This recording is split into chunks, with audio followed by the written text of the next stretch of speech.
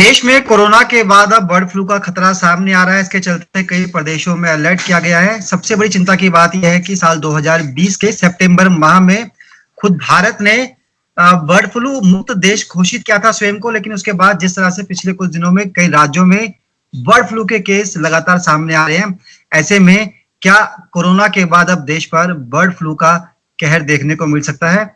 इसी मुद्दे पर बातचीत करेंगे। हमारे साथ इंडियन मेडिकल एसोसिएशन के हॉस्पिटल बोर्ड ऑफ इंडिया के चेयरमैन डॉक्टर विनोद कुमार मोंगा जी हैं। डॉक्टर साहब, स्वागत है आपका पंजाब केसरी ग्रुप में। नमस्कार जी, thank you sir.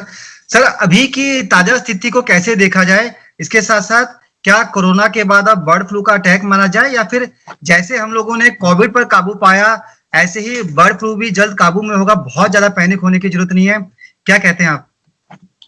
Mukesh ji, देखिए बेसिकली क्या है, ये बर्ड फ्लू कोई नई बीमारी नहीं है जी। इसको एवियन इन्फ्लुएंजा बोलते हैं या H5N1 वायरस है, वो है। ये बेसिकली बर्ड्स में पाया जाता है। जो माइग्रेटरी बर्ड्स वो बीमारी को एक जगह से दूसरी जगह पर शिफ्ट करते रहते हैं। आपने कहा 2015-16 में भारत ने डिक्लेयर किया था कि हम ये बर्ड फ्लू फ्री हो गए, लेकिन जो पिछले 2 महीने में 3 महीने में बाहर से बर्ड्स आए हैं सर्दी के मौसम की वजह से, बर्ड्स यहाँ पर काफी आ जाते हैं उन दिनों में, या फिर मार्च अप्रैल में भी आते हैं। तो वो बीमारी अगर लेकर आ रहे हैं तो वो उसको तो कोई भी नहीं रोक सकता, भारत सरकार भी नहीं रोक सकती। तो ये जो बर्ड फ्लू का स्केयर है, इसका टेंशन जो हो रही है, इसकी वजह से 2 चीजें हैं। एक चीज तो सबसे पहली चीज ये समझनी चाहिए कि बर्ड फ्लू जो है एक बर्ड से दूसरे बर्ड को फैलती है। ये बेसिक बीमारी है, और ये भी उनके फेफड़ों की बीमारी है, सांस की बीमारी है, उनको रेस्पिरेटरी प्रॉब्लम होती हैं। और आपने अखबारों में पढ़ा कि हजारों की संख्या में कम से कम 4-5 स्टेट्स ऐसे हैं देश के अंदर जहां पर कि एकदम बर्ड जो हैं, ये जो पक्षी हैं, मरने शुरू हो गए। कहीं पर जिसमें हिमाचल, गुजरात, मध्य प्रदेश, केरल, ये राज्य है मुख्य तौर पर। ये मेन थे। तो इन जगह पर जहां पर ये इन्फेक्शन फैला, और बर्ड से एक ऐसी चीज है जिनको आप रोक नहीं सकते। मान लो राजस्थान के अंदर एक बर्ड है, हो सकता है 3 दिन बाद वो आपको केरला में मिले, 4 दिन बाद केरला में मिले, या मध्य प्रदेश में मिले। मध्य प्रदेश ज्यादा नजदीक पड़ता है। तो ये ऐसे चलते हैं। तो ये जब चलते हैं तो एक दूसरे को बीमारी फैलाते चलते हैं। और वायरस है, जैसे आदमियों में वायरस तेजी से बैठता है, ये बर्ड्स में तो और भी ज्यादा तेजी से फैलता है। तो ये जब मरने शुरू होते हैं तो ये अमूमन ये माना जाता है कि ये बीमारी आदमी को नहीं करते, लेकिन हिस्ट्री ये कहती है करीब 500-600 लोगों की विश्व के अंदर मृत्यु भी हो चुकी है बर्ड फ्लू से। और आपको याद होगा 15 साल पहले भी भारत के अंदर बर्ड फ्लू का बहुत बड़ा स्केयर हुआ था, और काफी इसके ऊपर इंटरनेशनल चर्चा हमेशा चलती रहती है। तो एक तो ये बर्ड टू बर्ड फैलेगा तो बर्ड्स मरेंगे, हमारी एनवायरनमेंट को, हमारे एटमॉस्फेयर को, हमारी जो आबोहवा है उसको फर्क पड़ता है। उसके बाद दूसरा ये, अगर आदमी में हो जाता है तो एक आदमी से दूसरे आदमी को बीमारी फैलती नहीं है, लेकिन वायरस ही है, इसका कभी कोई भरोसा नहीं किया जा सकता। तो साहब, कोरोना के खतरे के बीच क्या बर्ड फ्लू को भी खतरा माना जाए? क्या ये कोरोना से ज्यादा खतरनाक है? और आपने कहा कि बहुत ज्यादा इसमें डेथ केस नहीं है कि इंसानों के अंदर, तो ये कहा जाता है कि करीब 11 तरह के वायरस हैं जो बर्ड फ्लू के दौरान देखे जाते हैं, जिसमें सबसे ज्यादा खतरनाक H5N1 होता है। इससे बचना बड़ा जरूरी होता है। देखो, ये मैंने पहले बताया कि अमूमन जो है पक्षियों से आदमी को इतनी जल्दी ट्रांसमिट नहीं होता, लेकिन सरकारों ने प्रिकॉशंस लेते हुए जो लोग इन बर्ड्स के साथ डील कर रहे हैं उसमें 2-3 प्रिकॉशन ले रहे हैं। एक तो PPE किट डाल के कर रहे हैं, मास्क और ग्लव्स डाल के कर रहे हैं। दूसरा ये कि जहां पर इन्फेक्शन बहुत ज्यादा फैला हुआ है तो उनकी कलिंग की जाती है। कलिंग उसको बोलते हैं जब मास किलिंग हो जाए, उनकी कर देते हैं कि भाई ये सस्पेक्टेड है कि ये राजस्थान के इस गांव के अंदर मान लो सारे बर्ड्स में इन्फेक्शन हो सकता है, तो उनको वहीं खत्म करने के लिए कलिंग करके उनको जमीन में दफना दिया जाता है। दूसरी चीज ये, और तीसरी चीज ये कि इसमें स्केयर, कई लोग कहते हैं जी अंडा नहीं खाना, कई लोग कहते हैं चिकन नहीं खाना। तो ये WHO कहती है कि इनको खाने से मनाही नहीं है, लेकिन हम लोग तो वैसे भी पूरा कुक्ड और पूरा बॉइल्ड जो भी खाते हैं, नॉनवेज या जो भी खाते हैं लोग, तो चाहे अंडे को उबाल रहे हो, चाहे चिकन को उबाल रहे हो या रोस्ट कर रहे हो, तो इन सब के लिए प्रिकॉशन यही लेने की बात है। बाकी में सरकार ने भी कहा है कि ऐसा कोई स्केयर आदमियों के लिए नहीं है, स्केयर जो है जितना भी है वो पक्षियों के लिए है। सब आपने शुरू में ये कहा कि पक्षियों पर हम लोग लॉकडाउन नहीं लगा सकते, पक्षी तो आजाद है, कहीं भी उड़ सकते हैं। चूंकि सर्दी का मौसम है और बाहर से जो पक्षी आए हैं, क्या उन्होंने हिंदुस्तान में बर्ड फ्लू फैलाया, और क्या ये मौसम इनके लिए अनुकूल होता है बर्ड फ्लू जैसी बीमारी के लिए? हाँ, डेफिनेटली आपने ठीक कहा कि देखो भारत तो डिक्लेयर हो चुका था बर्ड फ्लू फ्री, लेकिन उसके बावजूद अगर ये आ रहे हैं बाहर से, तो ये माइग्रेटरी बर्ड्स कहलाते हैं कि भाई ये सर्दियों में कहीं चले जाते हैं, गर्मियों में कहीं दूसरी जगह हो जाते हैं। इनको अगर जैसे मौसम की जैसे इनको टेम्परेचर की आवश्यकता होती है, उस टेम्परेचर के हिसाब से वो चलते हैं, तो वो आए हुए हैं। और कहीं ना कहीं इन्फेक्शन का मैंने बताया ना, एक बर्ड को फैलेगा तो सैकड़ों को फैलेगा, उनमें कोई क्वारंटीन या आइसोलेशन तो हो नहीं सकता। तो इसलिए वो एक स्केयर है।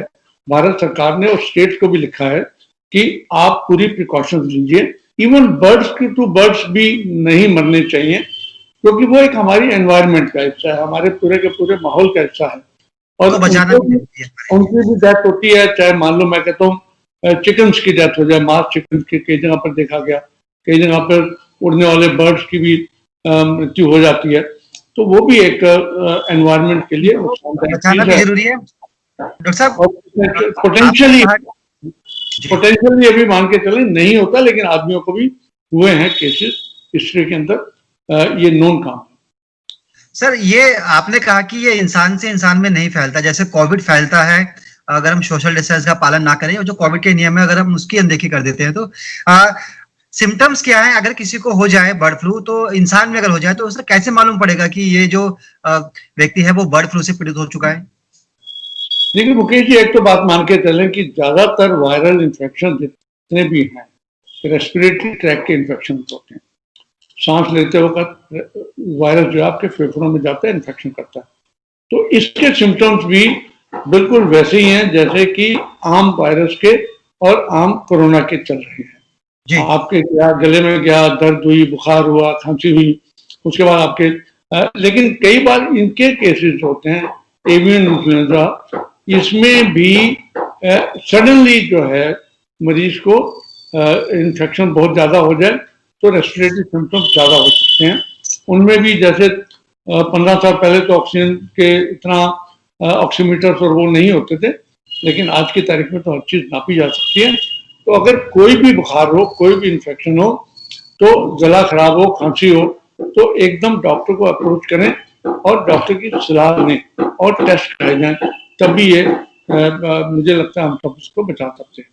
डॉक्टर साहब, हमारे दर्शकों को समझाइए कि अगर किसी को बर्ड फ्लू हो गया, इंसान को कोविड तो सांस से भी फैल जाता है, लेकिन क्या बर्ड फ्लू सांस से फैलता है? क्या किसी का झूठा खाने से या किसी के साथ बैठकर खाने से बर्ड फ्लू फैलता है? किसी के कपड़े या उसकी चीजें इस्तेमाल करने से बर्ड फ्लू फैल सकता है? मुकेश जी, सबसे पहले तो समझिए कि बर्ड फ्लू अगर आदमियों में फैलेगा भी ना, तो जो बर्ड हैंडलर्स हैं उनमें फैलेगा जी। जो बर्ड्स पकड़ते हैं, काटते हैं और उनके बीच में रहते हैं, बर्ड लवर्स हैं, उनको फैलेगा। तो उसके बाद अगर मैन टू मैन बहुत ही एक्सट्रीम लो चांसेस हैं कि होने के, लेकिन कोई भी खांसी जुकाम बुखार हो उसमें टेस्ट करना चाहिए। आपने देखा कि गवर्नमेंट ने बैन लगा दिया है कि आप बर्ड्स को एक्सपोर्ट नहीं कर सकते, बर्ड्स को इकट्ठा नहीं कर सकते, बर्ड्स के साथ खेल नहीं सकते। चिड़ियाघरों के अंदर भी ये लगा दिया गया है कि चिकन और बाकी चीजें सर्व नहीं की जाएंगी, क्योंकि उनको तो कई बार कच्चा भी किया जाता है। तो ये सारी प्रिकॉशन जो हैं बर्ड्स को एक जगह से दूसरी जगह ना जा पाए, ताकि इन्फेक्शन को ना फैला पाए, ये सारा उस डायरेक्शन में काम करता है जी। एक से सवाल ये है कि आपने अपने बातचीत में कहा कि WHO भी कहता है कि आप चिकन भी यूज कर सकते हैं और एग भी खा सकते हैं, उसके साथ कुछ प्रिकॉशंस भी है। सर, यही सवाल है कि क्या खाएं क्या ना खाएं, क्योंकि तमाम तरह के सोशल मीडिया पर वायरल पोस्ट होती रहती है, अंडा खाने से ही हो जाएगा, चिकन खाने से हो जाएगा। आप इस क्षेत्र में है, मेडिकल साइंस फील्ड में, तो बताइए फिर क्या कैसे इन जो दिन है इनमें क्या खाएं क्या ना खाएं? मैंने पहले बताया कि आपको एक तो पहली बात तो आदमियों में इतनी ज्यादा टेंशन की जरूरत नहीं है, क्योंकि ये स्केयर जरूर है लेकिन ये ऐसे आएगा नहीं। दूसरी बात ये कि चिकन हमारे लोग सब लोग रोस्ट करके या उबाल के लेते हैं। माना जाता है कि 70% 70 डिग्री सेंटीग्रेड से ऊपर जितने भी टेम्परेचर हैं वो सारे वायरस को अगर होंगे भी तो मार डालेगा। नंबर 2, जहां तक अंडों की बात है, अंडे के अंदर भी अगर आप बॉयल करके ले रहे हो तो इसमें भी कोई टेंडेंसी नहीं, वैसे तो अंडों से फैलेगा ही नहीं, लेकिन किसी प्रकार का स्केयर, किसी प्रकार को जो सोशल मीडिया है इसके अंदर जो भी बातें आ रही हैं उसके ऊपर कोई दम नहीं है, ये आदमियों में नहीं फैलेगा। जी बिल्कुल, आपने ठीक कहा कि इंसानों में नहीं फैलता है। क्या कुछ इसके भी टिप्स हैं? जैसे जब कोविड पीक पर था तब कहा जा रहा था कि अगर आप ये चीज खाएंगे तो आपका इम्यूनिटी सिस्टम मजबूत हो जाएगा, ये चीज खाएंगे तो कमजोर रहेगा। क्या इससे बचने के लिए भी कुछ तरीके हैं? प्रिवेंशन यही है जो जी सरकार ने ले लिया है कि जो बर्ड हैंडलर्स हैं वो किट डालें, अपना बचाव करके मास्क लगाएं, ये सब चीजें करें। और जो हम कोरोना के लिए कर रहे हैं, मास्क लगा के, सोशल डिस्टेंसिंग, हैंड हाइजीन सबसे जरूरी चीज है इसके अंदर भी। ये तीनों चीजें अगर करते रहेंगे तो मुझे लगता है कि ये बीमारी आदमी तक नहीं आ सकती। चलिए सर, आपने बखूबी समझाया कि बीमारी क्या है, कैसे फैलती है। हालांकि घबराने की बहुत ज्यादा जरूरत नहीं है। सोशल मीडिया पर आ रही खबरों को लेकर बहुत ज्यादा पैनिक करने की जरूरत नहीं है। आपको बता दें कि भारत में बर्ड फ्लू का पहला मामला साल 2006 में सामने आया था और दिल्ली वालों के लिए अभी फिलहाल कोई खतरा नहीं है, क्योंकि दिल्ली में कोई केस रिपोर्ट नहीं हुआ है। लेकिन दिल्ली सरकार इस बीमारी से लड़ने के लिए पूरी तरह से तैयार भी है। डॉक्टर मुंगा जी, अपना समय दिया आपने पंजाब केसरी ग्रुप को, इसके लिए आपका बहुत बहुत शुक्रिया। तो थैंक यू।